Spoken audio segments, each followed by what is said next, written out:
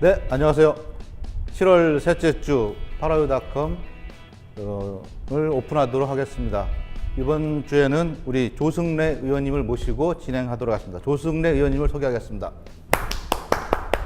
안녕하십니까. 대전 유성구갑 국회의원 조승래라고 합니다. 이렇게 장마와 무더위가 오가는 날씨에 건강에 유의하시고요. 정말 건강하고 행복하게 잘 지내십시오. 네, 오늘 내용들은 유성구와 관련된 현안 얘기들 몇 가지 듣고요. 그리고 지난번 에콰도르 특사로 다녀오신 얘기들을 좀 많이 들어보도록 하도록 하겠습니다. 자, 그럼 요즘 유성구에 많이 이슈가 된 일들이 좀 있는데요. 뭐 복합터미널이라든지 그래서 한번 어떤 견해를 갖고 계신지 한번 들어보도록 하겠습니다. 복합터미널 뭐 잘 안 된 거죠, 지금 현재? 잘 안 됐다기보다는 당초 계획보다 조금 지연돼서 추진된다라고 보시는 게 좋을 것 같고요. 이거는 어찌 보면 더 잘하기 위한 진통이다라고 저는 이해를 하고 있고요. 또 그렇게 대전시는 또 그런 방향으로 노력을 하고 있다고 생각하고요. 그 노력이 제때 결실을 맺도록 저도 국회의원으로서 최대한 협조하고 노력할 생각으로 있습니다. 그래서 유성 구민들이 그동안 열망해왔던 그 복합터미널의 결실을 빨리 또 제대로 맺도록 노력하도록 하겠습니다. 여기서 의원님 역할은 어떤 거가 있습니까? 여기서. 근데 사실은 이제 지역구 국회의원은 이 복합터미널과 관련된 역할은 뭐 크게 없다고 해도 과언은 아닙니다. 네. 이게 초기에 그 계획이 이제 세팅이 될 때 그것을 복합화하기 위해서 여러 가지 예를 들면 뭐 유성구 보건소를 넣는다든지 거기에 행복주택을 결합한다든지 등등 이것과 관련된 이미 계획이 다 끝나 있기 때문에 지금 이 수립된 계획에 의거해서 새로운 사업자를 선정하는 절차에 다시 들어가는 것이기 때문에 현재 이제 지역의 국회의원으로서는 딱히 뭐 해야 될 역할은 없겠지만 다만 이제 그 대전시 등의 이제 행정기관이 주민들에게 충분히 정보를 공개하고 또 주민들에게 신뢰할 수 있는 그런 행정을 펴고 또 그렇게 진행하도록 때로는 좀 촉구하고 촉진하는 그런 역할을 하게 될 것 같습니다. 그리고 또 하나는 그 복합터미널과 그 BRT 노선이 그 연결이 되면서 환승터미널로 조성이 되게 돼 있는데 이 부분은 이제 국비가 투자되는 게 있습니다. 이 부분에 대해서는 이미 이제 확보 예정에 있어서 이 부분은 제 역할이 이제 끝났다고 볼 수 있고요. 네. 그래도 뭐 지난번에 이상민 의원께서는 아주 적극적으로 나서서 하셨는데 실질적으로는 뭐 지역의 정치인으로서 책임감을 갖고 서포터 해주는 정도에 그리고 대전시가 가장 큰 역할이 있는 거겠죠. 예, 그럼요. 아무래도 이제 그 사업의 시행자가 대전시도 대전도시공사가 하고 그 대전시와 대전도시공사가 사업자를 선정해서 진행하는 것이기 때문에 결국에는 그 전적인 책임은 이제 대전시가 져야 한다고 보고 있고요. 그리고 이번 그 지연 상태를 반면교사 삼아서 대전시가 보다 적극적으로 행정을 펼이라고 기대하고 있고요. 또 그렇게 저희들도 또 요구를 하고 있는 상황입니다. 지역 현안이고 또 지역 주민들 수건 사업이다 보니까 아무래도 지역구 국회의원으로서 일말의 또 책임 또는 기존의 미비한 부분들을 위해서 노력하실 것 같은데 그런 부분에서 이번에 또 한편에 이런 여론이 있더라고요. 롯데 책임도 만만치 않다. 그거에 대해서는 또 어떻게 좀 생각하시는지. 그렇죠. 그 어쨌든 그 사업자가 자기가 이러이러한 사업을 하겠다라고 계획을 하고 사업자로 결정이 될 때는 그에 따르는 책임을 져야 됩니다. 그런데 이러저러한 핑계를 들어서 그 사업자로서 지위를 스스로 포기한 격이거든요. 이거는 롯데가 대전 시민과 유성 구민을 상대로 해서 사실은 막 극단적으로 표현을 하면은 사실 좀 무시한 그런 처사로밖에 사실은 이해하기 어려운 상황이고요. 그래서 일부에서는 뭐 불매운동까지 이제 나오고 있는 그런 상황인 것 같은데 어찌됐든 그 대전시의 그 행정적인 관리 책임도 있지만 민간업자 스스로가 자기들이 신청한 것에 대해서 철회를 한 과정에서는 롯데의 책임도 제가 보기엔 훨씬 더 크다라고 저는 생각하고 있습니다. 네. 지금 일단 50억이라는 돈이 지금 걸려 있잖아요. 그거 가지고 상호간에 아무래도 좀 소송으로 갈 공산이 크잖아요. 사실 소송으로 가는 걸 대비해가지고 지금 도시공사 사장이라든가 기타 그 관련자들을 문책하는 것이 오히려 우리의 실수를 자인하는 꼴이 아니냐 그래서 그런 것들을 대비한 어떤 포석이라는 이야기도 있거든요. 거기엔 좀 동의를 하십니까? 글쎄요, 그 부분은 이제 그 행정적인 관리 책임을 묻는 것하고 계약상의 그 소위 계약 해지의 사유가 어느 쪽에 있는가를 따지는 문제는 저는 좀 다른 문제라고 봅니다. 특히 이제 그 보통 공무원이나 공공기관의 책임자나 담당자가 그 문제에 책임을 진다는 것은 그거는 조금 다른 차원의 행정적인 문제도 있는 것이거든요. 특히나 저는 이제 대전시나 대전도시공사가 이 진행 과정에서 대전 시민과 유성 구민들에게 적극적으로 소통하거나 보고를 하지 못했던 문제도 있거든요. 이런 측면에 대한 책임의 문제이지 계약 해지에 따른 책임을 물어서 처벌을 한다면 저는 이런 건 아니라고 보고 있고요. 예. 그건 좀 별개의 문제다라고 저는 보고 있습니다. 예, 뭐 요거까지 하시고요. 뭐 저희 지역에도 그렇고 서울 강남에 있는 엄마들이 가장 관심 있어 하는 거는 사실은 문재인 정부 들어서면서 자사고 폐지와 관련된 부분이 있어요.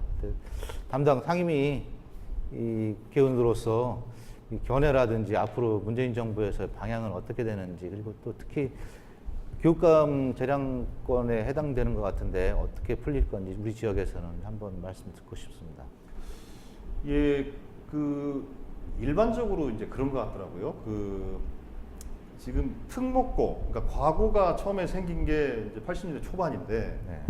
그때는 고등학교를 몇 명이 진학을 했냐면은 그 고등학생이 그러니까 70만 명, 80만 명 이렇게 되는 네. 그런 시절이에요. 네. 그러니까 말하자면 제가 이제 그 68년생인데 네. 저희 때 109만 명이 출생을 했습니다. 109만 명. 109만 명이. 그때 물론 전부 다 고등학교를 진학은 안 했지만 제가 80년대 초반에 이제 고등학교를 다녔습니다. 그때 특목고가 생긴 거예요. 과학고등학교. 예. 그때는 그러니까 그 말하자면 이렇게 많은 아이들 중에서 훨씬 수월성 교육, 그러니까 조금 더 변별력 있는 교육이 필요하지 않냐라는 요구가 저는 특목고로 만들어졌다고 보는 거거든요. 예. 그때가 100만 명이 넘던 시절입니다. 근데 지금은 제 아이가 2003년생인데 이 아이는 그때 49만 명이 출생했어요. 절반이 안 되네요. 절반이 안 돼요. 네. 그러면 100만 명이 넘게 고등학교를 갔던 시절의 그 학교 체제하고 지금은 이제 출생을 하는 40만 명도 무너졌습니다. 네, 40만 명 무너지죠. 이제. 40만 명이 안 되는 상황에서의 고등학교 체계가 같을 수 있겠는가? 네. 그때 100만 명 시절에 10%는 10만 명입니다. 그럼 10만 명의 그 소위 똑똑한 인재가 대한민국을 끌고 갈 수 있었다고 본다면 지금은 우리가 4차 산업혁명도 얘기하고 현대화된 사회에서 그 40만 명 10%면 4만 명입니다. 그 4만 명이 대한민국을 이끌어 갈 수 있겠는가? 그건 아니죠. 그러면 사실상 40만 명을 다 인재로 키워야 대한민국을 끌고 갈 수 있는 거죠. 그러니까 이렇게 좀 변화된 여건에서 특목고 문제는 좀 바라봐야 된다 저는 생각을 하는 겁니다. 네. 이런 것이지 이게 이제 무슨 수월성 교육을 위해서 또 무슨 평등 교육에 이런 이념적인 논쟁 가지고는 저는 이 문제는 안 풀릴 거라고 보고 저는 그렇게 접근해야 된다고 저는 생각하고 있어요. 그 엘리트 교육이다 뭐 이런 관점이 아니고 인구 변화에 따라서 우리가 먹고 사는 부분에 일하는 사람들을 어느 정도 수준까지 올려야 되느냐 전체 비율상 그렇죠. 이런 그러니까 관점인 거네요. 그럼요. 이제 이 교육 정책이라는 게 인구 정책, 인구의 변화하고 밀접하게 연결이 돼 있어요. 예. 그러니까 앞서도 말씀을 드렸지만 저희들이 대학을 갈 때가 대학 정원이 확 늘어났습니다. 대학 정원이 크게 2번 늘는데 80년대에 대학 자유화하면서 정원이 그때 한 5만 명, 6만 명 수준에서 20만 명 정도 확 뛰어요. 네. 그러고 나서 95년도에 이제 김영삼 정부 시절에 그 5.3일 교육개혁에 의해서 학교 설립 준칙주의가 만들어지면서 군 단위에도 대학이 다 만들어집니다. 네. 그때 정원이 또 확 뛰어요. 근데 그거는 왜 그러냐면은 아까 말씀드린 것처럼 그 인구가 늘어나고 그리고 옛날에는 소수가 대학 교육을 가던 것이 대학 교육이 보편 교육이 되면서 대학 정원이 막 늘려야 된다 압력이 생긴 거거든요. 그렇게 지금까지 왔죠. 근데 지금은 인구가 주니까 오히려 이제 그 대학교 정원을 줄여야 된다는 또 압력이 생기지 않습니까? 네. 그런 것처럼 그 고등학교 교육, 중학교 교육, 고등학교 교육 모든 교육 과정 자체가 그럼 인재를 어느 규모의 어느 수준까지 인재를 육성할 것인가를 문제에 대해서 옛날에 100만 명 시절과 지금 40만 명 시절 다르다는 거죠. 예. 이 점에 대해서 우리가 생각하지 않고 그러니까 이념적인 다툼, 그러니까 뭐 수월성 교육이냐, 뭐 형평성 교육이냐, 예. 이 이념적 논쟁을 해서는 이 자사고 문제는 전 절대 풀릴 수 없고 실입도 없다고 저는 보고 있어요. 보통 사람들 이렇게 얘기하더라고요. 엘리트 교육이냐 평준화냐 뭐 이렇게 그렇죠. 표현을 쓰는데 근데 그런 관점은 아니고. 예. 그렇죠. 아니 그런 측면에서 아까도 말씀드린 것처럼 자 100만 명 시절에 엘리트 10%가 필요하다. 예. 그건 그 시절은 그럴 수 있어요. 막 산업화 시대에는 그럴 수가 있죠. 예.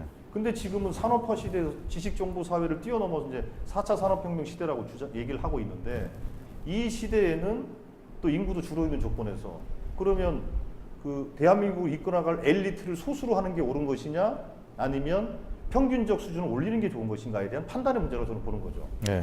그런 면에서 소수 엘리트 뭐 10%, 5%, 4%의 소수에 집중하자라는 것은 이미 시대와는 좀 어긋나 있는 주장이 아니냐. 그렇게 저는 보는 거죠. 실질적으로 들여다보면 이제 풍선 효과라고 그러잖아요. 예, 특목고는 특수 목적에 의해서 설립한 고교이기 때문에 그 목적에 충실했어야 되는데 그렇지 못하고 대입을 위한 대입 그 입시 학원처럼 운영이 된 게 좀 문제가 된 거잖아요. 자사고 역시 각 학교별로 자율성을 부여함으로 인해 가지고 다양한 형태의 인재들을 육성하라는 거지만 또 본질적으로 보면 대입시 아까 같은 입시 학원으로 전락했다. 그렇기 때문에 특목고나 자사고의 본 취지를 반영하고 있지 못하기 때문에 필요성이 없어진 게 아니냐 뭐 그런 데서 출발한 것 같아요. 근데 이제 아까 제가 말씀드린 대로 풍선 효과 같이 특목고와 자사고가 폐지되면 아무래도 우리나라 입시 정책이라는 게 결국은 대입을 놓고 보잖아요. 그래서 이제 비평준 고교에 지금 관심들이 뜨겁잖아요. 대부분 이제 농촌 지역에 있는 뭐 한일고라든가 거창고라든가 대전 사대부고라든가 그래서 이런 문제들이 단순하게 풀릴 것 같지는 않거든요. 그러니까 그 말씀을 잘 하셨는데요. 예. 그러니까 이게 이제 지금 그 이 특목고, 사실 특목고 문제는 조금 덜한 과학고등학교를 폐지하자는 주장은 없어요. 예, 없죠. 이제 특목고 중에 외고, 네, 외고 얘기가 있고 그다음에 이제 자사고. 자사고. 근데 자사고도 구분을 하면 두 가지가 있어요. 옛날 최초의 자사고가 있습니다. 자립형 사립고등학교라고 뭐 민족사관고, 전주상산고 이 6개 학교가 있어요. 이거 말고 이제 이명박 정부 시절에 많이 지정된 자율형 사립고등학교 같아요. 네. 좀 달라요. 좀 다른데. 공립형 사립고등학교. 예, 그것도 있고요. 근데 이제 그 맞는 말씀이에요. 그러니까 이게 평준화된 도시 지역과 비평준화된 지역의 이 자사고 정책은 다를 수밖에 없어요. 그렇지 않겠습니까? 예, 예. 지금 이제 예를 들면 우리 인근에 있는 충남 같은 경우에는 천안만 평준화 지역이에요. 예. 네. 이제 인근에 있는 봉주, 논산, 뭐 아산 이런 데는 비평준화 지역입니다. 예. 예. 그러면 그 풍선 효과를 말씀하시는데 그런 측면에서 이제 예를 들면은 그 진학을 할 수 있겠죠. 예. 근데 이제 그걸 막기 위해서 이제 뭐 지역 제한도 좀 두고 좀 하는 게 있죠. 예. 그런 게 있고 그래서 어쨌든 이 문제는 고교 평준화 정책과 또 도시 지역과 농촌 지역의 이 교육적 이 배려 아주 복합적인 문제를 같이 고민을 해야 되는 것이지. 그래서 제가 이제 말씀드리는 겁니다. 이걸 자꾸 무슨 수월성 교육이냐 형평성 교육이냐라는 막 이념적인 대결인 것처럼 논쟁을 끌고 가는 거는 별로 저는 바람직하지 않다는 거예요. 그래서 고교 평준화의 도시 지역과 농촌 지역의 이 차별적 적용이라는 현실을 어떻게 할 것이냐, 또 인구적 변화에 대해서 어떻게 우리가 그럼 또 반영을 해서 고등학교 교육 체계를 만들어야 될 것인가, 그러면서도 좀 다양한 교육을 또 어떻게 고등학교 과정에서 할 것인가, 이런 여러 가지 사실 종합적으로 판단할 문제지 그거를 이렇게 이제 뭐 좌파는 폐지고 우파는 뭐 요지고 이런 문제로 결국 그 얘기로 가는 거죠. 네, 그건 아니라는 겁니다. 지금 앞서 말씀하고 싶었던 게 그 말씀이신 것 같은데 그렇죠. 예. 진보나 보수의 문제가 아닌데 그렇죠. 우리가 그걸 가지고 이제 접근하는 방식이 좀 잘못된 건 확실합니다. 그러면 뭐 그런 것까지 하고요. 그 에콰도르 얘기로 넘어가 보도록 하겠습니다. 벌써 한 달이 한참 지난 일인데 우리 두달 됐구만요. 근데 여전히 사람들은 뭐 저도 마찬가지지만 다른 미디어에서도 접해봤지만은 에콰도르 특사로 가신 거에 대해서는 그렇게 별 얘기는 안 나온 것 같아요. 그리고 또 특히 또 저는 박영선 의원께서도 같이 가셨는데 예. 지난번 선거에서도 큰 역할들을 해주셨고 여러 가지 민주당 내 문재인 후보를 화합하는 데 있어서 큰 역할을 하신 것 같아요. 그 중에서 또 우리 조 의원님도 그 같이 캠프에 합류하시면서 역할들이 컸던 것 같은데 그때 가면서 했었던 얘기들, 특사 그리고 에콰도르가 그렇게 우리에게 아주 친근하지는 않은 나라거든요. 그래서 또 취임 기간도 거의 문재인 대통령과 같아서 뭐 얘기거리가 좀 있지 않나. 그리고 향후 우리나라하고의 교류 관계 뭐 이런 얘기 좀 에피소드 같은 거 듣고 싶습니다. 예. 너무 지났다고 이제 와서 빨리 모시고 싶었는데 뭐 기회가 안 돼서 그럼 어떻게 뭐 먼저 말씀드릴까요? 너무 지나셨다고 해가지고 제가 사진을 준비했는데 네, 하나씩. 예. 비행기에서 이제 출발하시면서 찍은 사진 같아요. 예. 출발하면 찍은 건지 오면서 찍은 건지 모르겠는데. 예, 출발하면서 찍었다고 올려져 있더라고요, 페이스북에. 이게 누가 찍은 거예요? 제가 찍은 거죠, 셀카로. 그리고 직접 올리신 거예요? 예. 아니 이번에 그 박수현 대변인께서 그 저기 문재인 대통령 독일 가셨을 때 네. 그 아주 그 뒷이야기를 담은 그런 사진들을 올려가지고 좀 화제가 됐잖아요.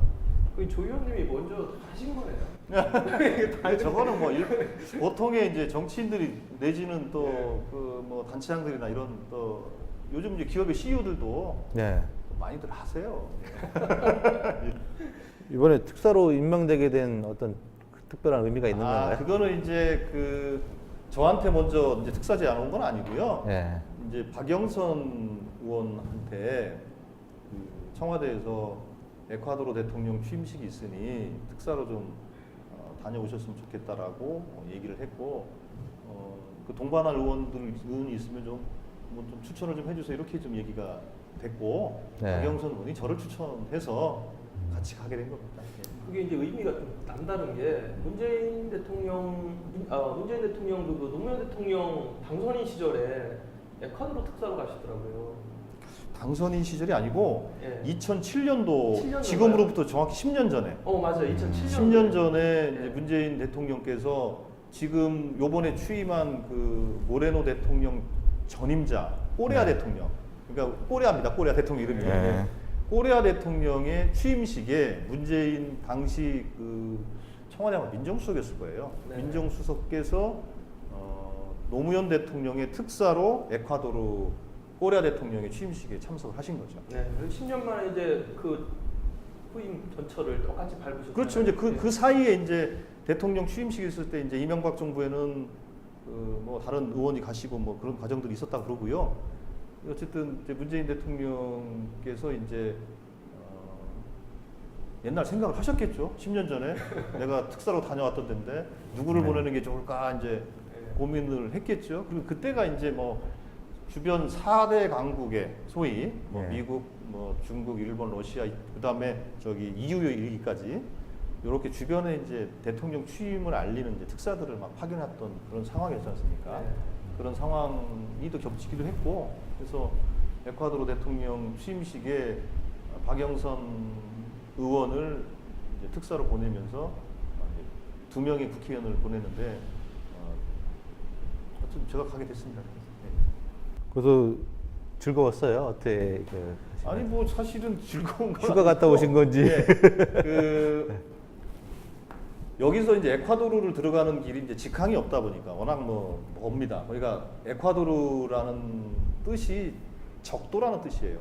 적도라는 뜻이어서 그 에콰도르를 잘 모르신 분들한테는 그 말씀 드려야 되겠네요. 그 다윈의 종회기원에 보면 갈라파고스 예. 군도에서 관찰한 내용들이 종회기원에 실리지 예. 않습니까? 그 갈라파고스가 에콰도르에 있는 거예요. 네. 그렇게 이제 말씀드리면 알 것 같고요.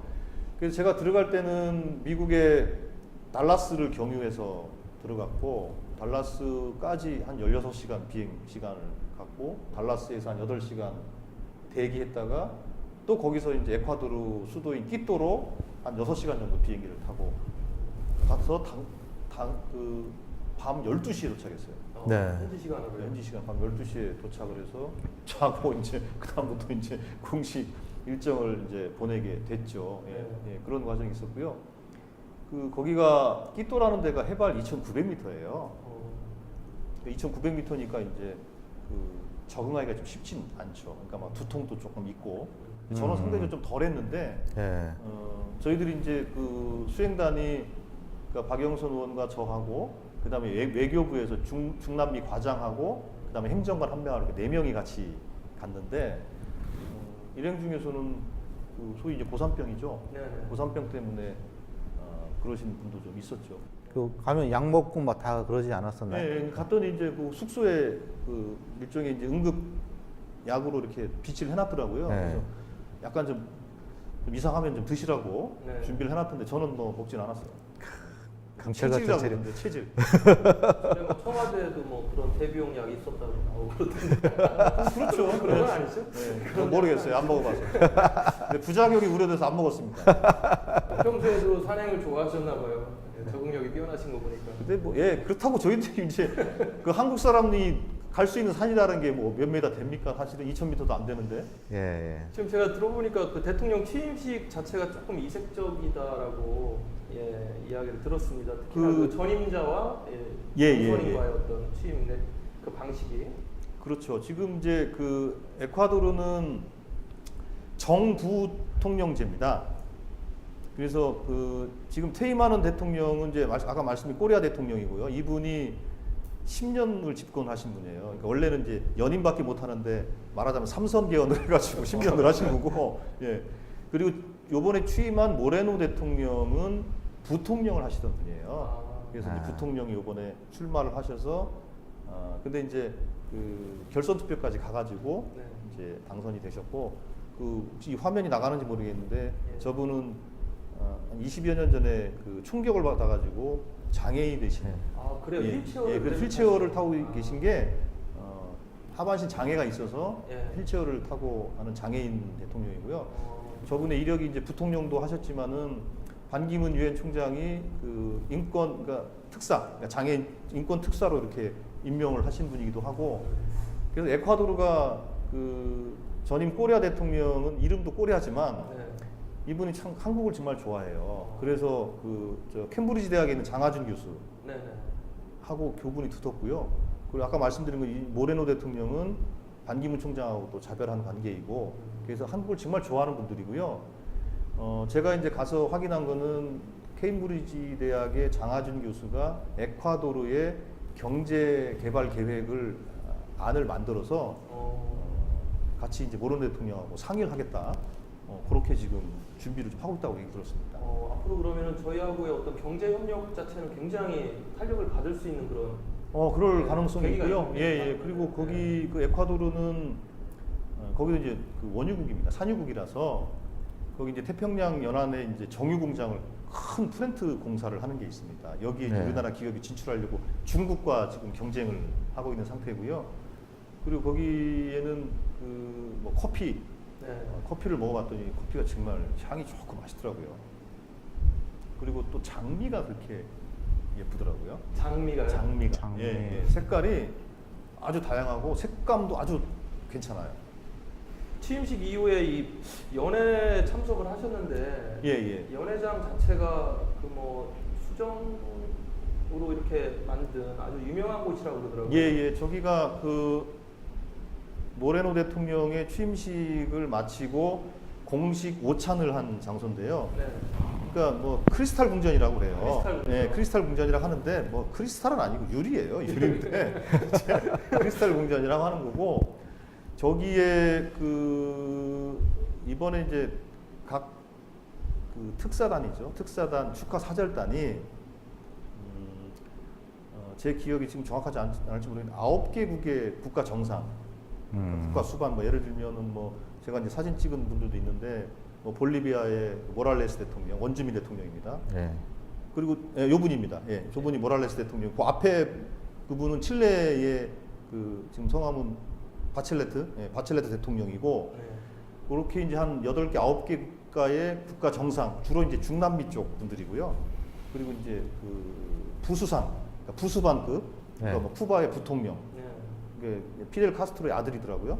뭐 부통령도 오고, 뭐 하여튼 뭐 이런 분들, 그 다음에 이제 미국, 중국 등 이제 저희들 같이 특사단들이 많이 왔고요. 그래서 아주 성황이었죠. 근데 저 에콰도르 대통령의 취임식은 저희들이 어떤 걱정을 했냐면은 그 꼬리아 대통령이 연설하는 걸 정말 즐겨 하신대요. 그래서 이분이 그 일종의 이제 그 루즈벨트 대통령인가요? 노변 정담을 라디오로 했지 않습니까? 네. 그런 것처럼 이분도 주례 라디오 연설을 막 하셨다고 그래요. 근데 한 번 하면 3시간, 4시간이잖아요. 그리고 직전 취임식 때 5시간 스피치를 했대요. 대통령 취임사를. 그래가지고 저희들이 저 퇴임하는 분도 퇴임사를 하니까 아. 그 코레아 대통령이 도대체 얼마나 퇴임사를 할까? 네. 근데 불행인지 다행인지 모르겠는데 얼마나 그분이 거의 40도에 가까운 고열로 예. 사실은 그 퇴임식도 오기 어려운 상황이었는데 그래도 어쨌든 오셔가지고 다행히 한 20분 정도만 20분? 예. 그것도 뭐 굉장히 퇴임사를 하시고 이제 모레노 대통령 취임사는 한 2시간 하시더라고요. 그러니까 우리나라 대통령의 취임식하고 좀 달라요. 그러니까 이렇게 딱 정리된 원고를 우리 이제 딱 그 대국민 메시지로 해서 예. 이번에 문재인 대통령 취임사도 뭐 한 10분 남짓 요 정도 이렇게 하셨지 않습니까? 근데 여기는 안 그래요. 우리 옛날에 교장 선생님 훈시하는 것 같은 그런 그 거예요. 수준은 훨씬 뛰어넘어요. 거의 쓰러질 정도로. 그래서 사실은 이제 걱정을 해서 도대체 점심을 언제 먹을 수 있는 거냐 했더니 다행히 그 10시에 취임식이 시작됐는데 1시 반에 다행히 점심을 먹을 수 있었습니다. 식사는 맞으셨어요, 입맛은? 예, 뭐 요리가 좋더라고요. 예. 네. 제가 다 근데 기억할 수 없는 요리지만. 근데 이번에 가시면서 모레노 대통령 그 직접 뵐 수 있는 일정이었어요? 아니면 뭐 좀 현장에서 좀 그렇게 되신 건가요? 그 예.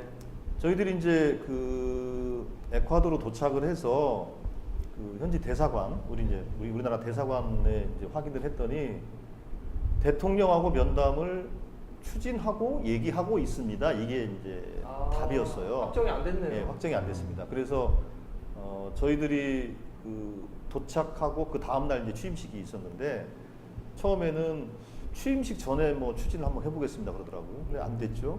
네. 그 취임식 한 당일날 그럼 오후에 하겠습니다. 그것도 안 됐어요. 근데 이제 그 점심 때 이제 그 아까 말씀 그 이제 공식 오찬을 하면서 이렇게 보니까 중국 대표단들은 그 모레노 대통령, 그러니까 중국 대표단이 이렇게 밖으로 나가서 지하로 이렇게 내려가더니 얼마 안 있어서 저 모레노 대통령 그쪽으로 이동을 하더라고요. 그래서 네. 저 중국 대표단은 면담을 해주는 모양인데 네, 이런 생각이 들어가지고 이거 우리도 해야지. 근데 이제 당일날 오후 저녁까지 이제 약속이 확정이 안 되더라고요. 그래서 원래는 그 금요일날 귀국하는 일정이었는데 하루를 더 연장을 했습니다. 대통령 면담을 해야 되겠다. 그래서 그날 취임식 하던 저녁에 이제 저희들이 모여가지고 박영선 의원하고 저하고 그 에콰도르 이제 그 우리 대사하고 그다음에 외국에서 같이 간 과장하고 이렇게 대책회의를 하면서 내일 그러면 만나자. 내일 아니면 못 만나거든요. 그러니까 이제 그 대사는 그러더라고요. 부통령을 만나거나 아니면 외교부 장관이랑 만나는 게 어떻겠냐. 그래서 부통령이면 모르겠는데 외교부 장관 만나는 건 격이 안 맞지 않냐. 그래서 제가 물어봤어요. 근데 내일은 왜 시간이 왜 안 됩니까? 물어봤어요. 그랬더니 대통령이 무슨 지방 행사가 있대요.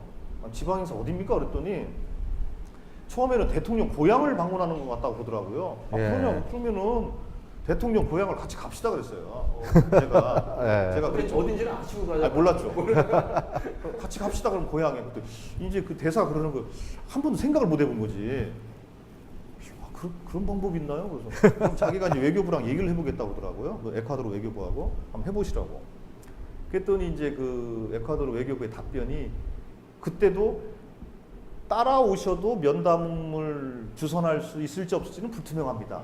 그런데 오신다면 그건 환영하겠습니다. 이렇게 된 거예요. 그 나중에 이제 확인을 해보니까 이제 고향 방문은 아니고 거기가 이제 그 원주민들이 인디오가 원주민들 아니겠습니까? 그러니까 원주민들이 전통 의식을 하는 거예요. 그러니까 성스러운 영혼의 계승자, 성스러운 영혼의 계승자에게 그 인디오를 대표하는 말하자면 뭐 그 추장 같은 분이죠. 아니면 제사장 이런 분이 지팡이를 대통령한테 주는 거예요. 그러니까 말하자면 교황이 예전에 이렇게 왕을 임명하듯이. 그렇죠. 그러니까 지팡이라는 것은 하나의 일종의 신권을 의미하지 않습니까? 네. 지팡이라는 게. 그러니까 말하자면 제2의 취임식인 거죠. 그러니까 어제 한 취임식은 헌법상 치러진 취임식이란다면 민주화된 형태고 지금 이거는 전통 의식의 예. 취임식인 거죠, 말하자면. 신으로부터 받은 거네요. 그렇게 되는 거죠. 그래서 더 잘 됐네. 그래서 이제 갔어요. 갔더니 이제 그 앞서 말씀드린 그 볼리비아 대통령 모랄레스, 이분이 원주민 출신이에요. 인디오. 예. 이분만 유일하게 참석을 했더라고요. 그리고 이분은 이제 인디오다 보니까 공식 행사에서 연설도 해요. 근데 나머지는 전혀 이제 그 다른 나라 이제 축하 사절단 전혀 없는 거죠. 네. 대한민국 대표단만 유일하게 간 거예요. 자, 네. 대단하셨네요. 그래서 가가지고 결국에는 만났죠. 만나가지고 만나게 해줄 수밖에 없었네. 네, 만나서 이제 그 문재인 대통령이 이제 친서를 전달하고 네. 그 대통령 선물도 주고 선물은 뭐 준비할까요? 선물은 이제 그 전자기기를 선물했습니다. 예. IT 우리 네, IT 제품을 선물했고 아. 그리고 나서 이제 그 문재인 대통령과 사실 모레노 대통령은 여러 면에 있어서 공통점이 많아요. 이분도 이제 그 변호사 출신이고 인권 변호사 출신이고 네. 문재인 대통령도 그렇고 두 분의 공통점을 좀 말씀을 드리고 문재인 대통령이 10년 전에 다녀간 것도 말씀을 드리고 그래서 한번 대통령께서도 한국에 한번 방문했으면 좋겠다. 네. 그리고 가능하면 문재인 대통령도 에콰도르에 방문할 수 있도록 하겠다. 그리고 양국의 관심사 아까 말씀드린 것처럼 태평양 쪽에 정유공장 하는 그 플랜트 네. 사업에 한국 기업이 참여할 수 있도록 같이 노력을 해서 그리고 세카라고 예. 에콰도르하고 우리나라하고 경제 일종 FTA 같은 협정을 예. 좀 논의하는 게 있습니다. 그걸 좀 속도를 좀 달래서 양국 간의 경제 협력을 좀 더 긴밀히 하자. 뭐 이런 이제 크게 두 가지 얘기를 진행을 했죠. 큰일 하셨네요. 예. 그 뭐 기지를 발휘하셔가지고 거기까지 가셔가지고. 그러니까 네. 그 외교부 직원들과 그 대사가 그러더라고요. 이건 공무원들이 생각할 수 있는 발상은 아니다. 국회의원만이. 근데 그 보면은 제가 볼 때는 예. 오랜 그 참모 생활을 하셨잖아요. 험한 일, 안 되는 일을 해결할 네. 때가 많아가지고 뭐. 그런 내공이 있으신 것 같아요. 아무래도 예, 고맙습니다. 예. 되는 일보다 안 되는 일을 좀 처리해 나가고 될 수 있도록 만들어가는 그런 부분들. 예. 이 사진은 내가 마지막으로 이게 지금 저 사진은 같이 하신 분들 사진인가 봐요. 대사관. 대사관. 우리나라의 대사관저에 그 공식적으로 이제 그 대사관 직원들과 그 주재원들, 그러니까 우리나라에서 나가 있는 주재원들 중에는 뭐 그 코이카에서 나가 있는 분도 있고 그 농촌진흥청에서 그 농업 그 협력관으로 가 계신 분도 있더라고요. 그런 분도 계시고 뭐 하여튼 뭐 다양한 분들이 계세요. 그분들하고 대사관저에서 만찬을 한 겁니다. 예. 이렇게 또 격려하시고 교민들도 좀 많이 만나셨어요. 그래서 저희들이 이제 그 밤 12시에 도착을 해서 다음 날 오찬에 이제 교민들과 한다면 했죠. 지금 교민이 에콰도르에는 지금 어느 정도? 그 전체적으로 해서 한번 800명 정도 800명. 하시다고 그래요. 아. 예, 예. 네. 근데 지금 이제 인원이 조금 더 줄었다고 하더라고요. 왜냐면 에콰도르가 그 경기가 그 아까 말씀드린 산유국인데 이 기름값이 좋을 때는 좋았죠. 예. 요즘은 조금 이제 기름값이 주춤하니까 세일 show 때문에 예, 그 그러니까 금액이. 그래서 조금 경기가 조금 그 위축이 많이 돼 있다고 그러더라고요. 예, 뭐 가느라고 또 오느라고 거기서 며칠 보내지 않고 여러 가지 일들을 해결하시느라고 뭐 저는 이렇게 블로그에서만 본 걸로 봐가지고는 놀러 갔다 오신 줄 알았더니 그 일을 많이 하신 거네요. 예, 놀 틈이 없었죠. 예, 참 긴박하게. 그 가는 날 그렇죠. 그 다음 날 이제 교민들과 간담회 하고 예. 그리고 그 다음에 이제 취임식 하고 그리고 이제 대통령 면담을 언제 할지 알 수 없으니까 계속 대기 상태에 있었고 네. 그리고 하루 연장에 그 다음 날 이제 그 현지 지방에 가서 또 행사가 또 하루 종일 할 수밖에 없잖아요. 해가지고 만나고 뭐 그런 과정이 있었다 보니까 예. 그랬죠. 지금 국회에서 교육문화체육관광 예. 의원으로 활동을 하고 계시네요. 교육, 문화, 체육, 관광 굉장히 영역이 없습니다. 그렇죠. 하실 일이 굉장히 많으시죠. 그런데 언론에서는 조 의원님을 저희가 자주 못 뵙는 것 같아요. 그런 조 의원님을 지난번 인사청문회 때 예, 교육부 장관 후보자 김상훈 그때 이제 나오셔서 저도 인상 깊게 봤습니다. 그때 이제 좀 많은 좀 논란이 있었잖아요. 예, 좀 자유로운 신분에 계셨을 때 냈던 그런 성명이라든가 언행이라든가 이런 부분들 그때 그걸 딱 잘라서 말씀을 하셨던 거 제가 들었어요. 그러니까 그거는 저도 이제 그 학생 운동을 했던 사람이고 예. 뭐 그 제가 양키 그렇게 고음 얘기했죠. 이 얘기 반전반의 양키 고음을 외쳤는데 네. 그러니까 그 30년 전에 그 주장을 딱 떼가지고 당신 이러니까 저 교육부 장관의 자격이 없어 그러면 그 말이 안 되는 거죠. 이제 제가 이제 했던 말이 그거고, 그러니까 네. 어떤 사람의 말이라는 것, 말과 글이라는 것은 맥락에서 이해를 해야 되는 거고, 그걸 가지고 그 얘기를 하고 그럼 그때의 생각과 지금의 생각이 같은지 다른지에 대해서 확인을 하면 되는 거죠. 근데 그거를 그 이제 사상 검증이라는 미명하에 저런 식으로 공격하는 것은 온당치 않다고 봤던 것이고, 그래서 저는 이제 그 사상 공격과 사상 검증이 좀 부당하다. 예. 이제 그렇게 이제 주장하는 근거로 제 경험담을 이제 말씀을 드렸던 거죠. 네, 그래서 이제 그거에 대해서 약간 궁금해하면서 또 다른 유튜브에 이제 그 어디선가 노래를 하셨잖아요. 혼자 이렇게 기타를 메시고. 예. 그게 또 조회수가 굉장히 많이 올라왔어요. 아, 그랬어요? 예, 그러면서 아 조승래 의원은 도대체 어떤 사람이냐 굉장히 궁금해하시는데 이 시간에 조금만 예전 이야기이긴 하지만 예, 어떻게 학생 시절을 보내셨는지.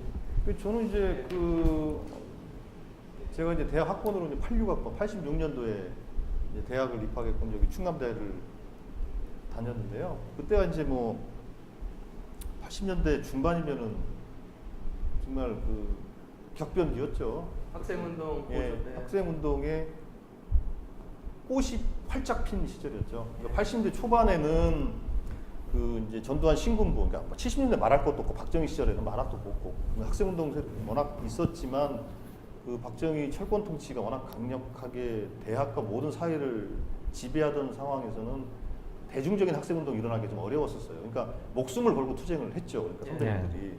그게 80년대 초반까지는 그랬습니다. 신군부에 의해서 전두환 정부에서. 근데 그게 이제 금이 가고 사회적인 분위기가 민주화에 거스를 수 없는 방향으로 잡힌 게 이제 80년대 중반부터예요. 네. 근데 그게 이제 그 86년도 아시안 게임, 88년도 올림픽을 앞두고 전두환 신군부가 더 이상 철권 통치를 해서는 전 세계 손님들을 초대해놓고 할 수가 없는 거예요. 그러니까 당연히 이제 사회적 분위기를 조금 이완시킬 수밖에 없었죠. 그런 이제 시대적 요구도 상황도 있었고 또 그 사이에 이제 학생운동을 비롯한 온갖 이제 민주화운동 세력들이 성장한 것도 있고 해서 그때가 이제 민주화운동이 대중화됐던 시기이고 이제 그 꽃이 이제 87년도 6월항쟁 아니겠습니까? 이게 딱 30년 된 일이지 않습니까? 그때 이제 대학을 다녔던 것이라서 그게 제 인생을 좌우하는 이정표죠. 그 시절이. 네. 예. 86학번이셨으면 대학 2학년. 그러니까 2학년 때 87년 6월항쟁 겪었죠. 네, 군대는 안 가셨고. 그렇죠. 예. 예. 군대는 나중에 졸업하고 갔다 왔으니까. 졸업하고. 예, 예. 그리고 그때 뭐 학생회 어떤 직을 맡고 계셨을 때인가요? 제가 대학교 3학년 때는 이제 학생회 간부를 했고요. 3학년 때 했고 네.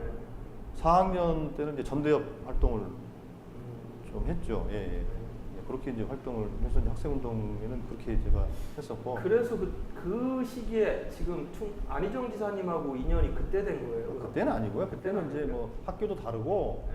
그리고 저보다는 이제 대학교 학번으로 3년 선배지만 지금은 3년 선배는 별거 아니잖아요. 근데 대학생이 3년 선배는 거의 하늘 같은 선배예요. 알 수도 없는 선배니까 전설상에 들리는 선배님이죠. 그러니까 예, 그래 대학 다닐 때는 학생운동할 때는 알지는 못했고 그분을 알고 면을 튼 거는 역시 노무현 대통령 선거 과정에서 알게 된 거죠. 예. 그 인연이 지금까지 15년 15년 된 인연이죠. 쫙 이어서 그렇죠. 아무래도 정치적 영향력이 가장 크신 분이라고 하면 그렇죠. 예, 노무현 근데 대통령과 어쨌든 안희정 지사님. 예, 예, 그렇다고 봐야죠. 예. 뭐 끝으로 뭐 하시고 싶은 얘기. 예, 그 사실 이제 에콰도르 말씀도 드리고 뭐저 현안 몇 가지도 말씀을 드렸지만은 지금 이제 무엇보다도 이제 여름철 아니겠습니까? 여름철 특히 이제 장마와 무더위가 워낙 교차하면서 이 시청자 여러분께서 건강에 좀 유의를 하셔야 될 것. 특히 이제 그 어린 아이들과 어르신들의 이제 건강 관리에 또 주변에 있는 분들을 같이 좀 나서서 잘 좀 관리를 좀 해야 될 것 같고요. 그 여기에다가 제가 한 가지 더 덧붙여서 부탁을 드리고 싶은 것은 지금 이제 문재인 대통령과 문재인 정부가 이제 출범한 지 이제 2달 남짓 네. 됐습니다. 지금은 대통령 지지도 높고 네. 그런 상황이지만 역시 문재인 대통령과 문재인 정부가 해야 할 또 역사적인 역할이 있습니다. 네. 그리고 국민들이 요청하는 바도 있고요. 근데 그거는 대통령 혼자 또 정부 혼자 할 수 있는 건 아니고 네. 역시 지난 겨울에 촛불을 들고 참여했던 우리 국민들이 대한민국 역사를 바꿔주신 것처럼 끊임없이 참여하시고 또 때로는 격려와 질책도 해주시고 국민들이 좀 참여를 해주셔야 대한민국 역사가 올바른 방향으로 간다. 예, 이 점을 좀 말씀을 드리고 싶습니다. 건강에 유의하시면서 항상 그 대통령과 문재인 정부의 성공을 위해서 좀 격려와 응원 또 때로는 격려의 채찍질 예. 좀 부탁을 좀 드리겠습니다. 그래 우리 조승래 의원님 앞으로 우리 국민들과 지역 국민들, 대전 시민들이 문재인 정부를 응원하고 참여할 수 있는 뭐 방법도 좀 찾아주시고 여러 가지 판도 벌려주시고 그러면은 더 좋은 대한민국, 더 나은 대한민국 되지 않을까 생각됩니다. 언론이 해야 될 역할이 큰데 이렇게 기회를 주십시오. 이런 그 프로그램이 예. 그 국민들께 이제 그 소상한 정보도 알려드리고 예. 또 때로는 이제 그 이 채널을 통해서 의견도 좀 받을 수 있고 네. 예, 아주 좋은 시도인 것 같고요. 예. 잘 되시기를 기원하겠습니다. 예. 말씀을 너무 재밌게 해주시고 또 처음 뵀던 것보다 되게 부드러우신 것 같아요. 예, 강한 남자가 아니라 부드러운 남자로 알분합니다. 기억할 수 있고. 예, 이것으로 마치도록 하겠습니다. 예, 감사합니다. 예, 감사합니다. 예.